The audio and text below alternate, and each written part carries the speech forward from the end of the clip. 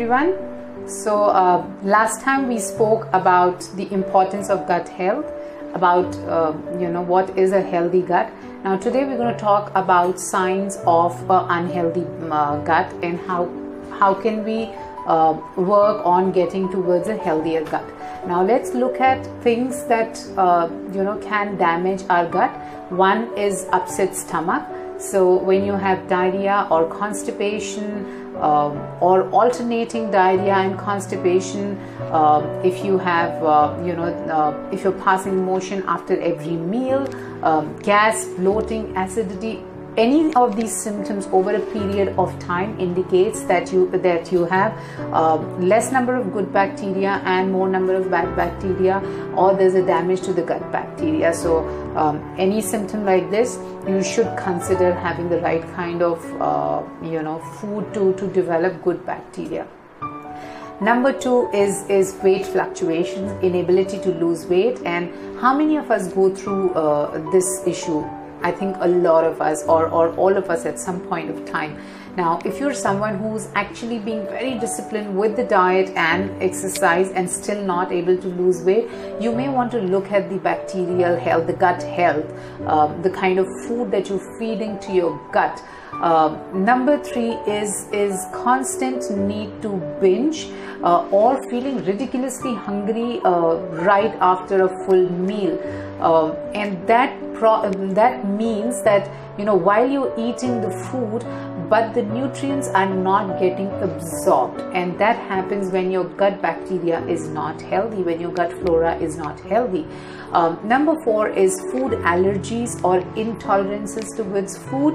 When your gut flora is not healthy, when you don't have healthy bacteria in your gut, it can give rise to a lot of food allergies and intolerances, or vice versa. So food allergies will give rise to unhealthy gut bacteria, and unhealthy gut bacteria will give rise to a lot of food allergies.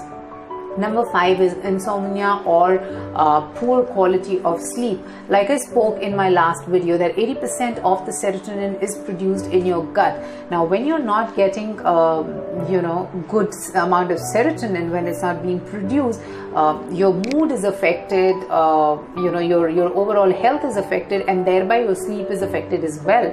So again, that's also related to your gut health. Number six is skin condition. So unhealthy gut bacteria will give rise to a lot of skin conditions like rashes, dermatitis, psoriasis. Now what happens when you have a damaged gut bacteria is that the lining also gets damaged, and the protein starts leaking into the blood, which then leads to conditions like rashes, psoriasis, or dermatitis. So again, you need to link back to your gut bacteria and make sure that you have a healthy gut bacteria. It also leads to certain kind of cancers and a lot of autoimmune diseases like diabetes, thyroid, arthritis, IBS, and psoriasis. The next thing that you need to definitely remember is antibiotic. While we use antibiotic for a lot of bacterial and viral infection, it works for it. However, antibiotics flushes out all the bacteria without any discrimination. So which means your good bacteria also gets flushed out. So the thumb rule is that you should be looking at antibiotic usage very sparingly and under a doctor's supervision. Also, for a prolonged usage of antibiotics have proven that your gut flora can permanently get damaged or can permanently get altered.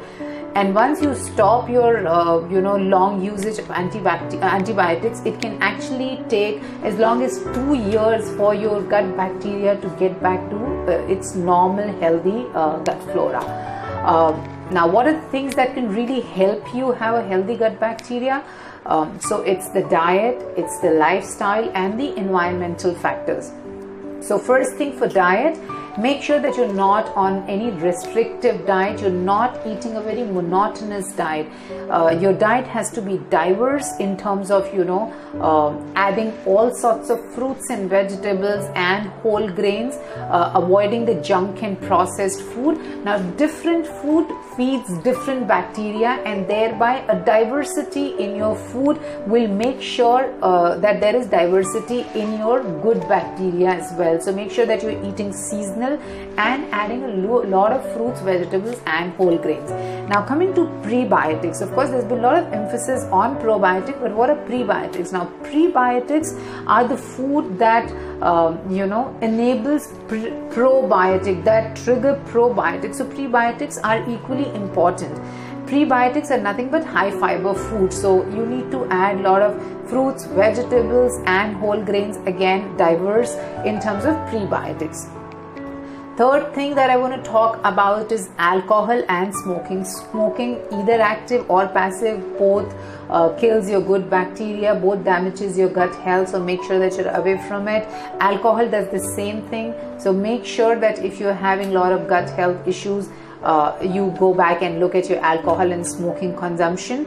However, wine once in a while seems to do all right in terms of your gut health. Third is exercise. Now exercise is something that really helps with your gut bacteria. If you look at athletes, they have a particular kind of gut bacteria which is very, very productive in your gut health. Now when you work out, when you exercise, you develop that kind of bacteria, and thereby exercise becomes very, very important. The fourth thing is sleep. You have to make sure that so your gut bacteria follows the circadian rhythm of sleep, which means sleeping with sunset and waking up with sunrise. However, if you are somebody who's binge watching on Netflix and having late nights on regular basis, you're going to compromise on your gut health. So make sure that you're also following the right rhythm for gut health.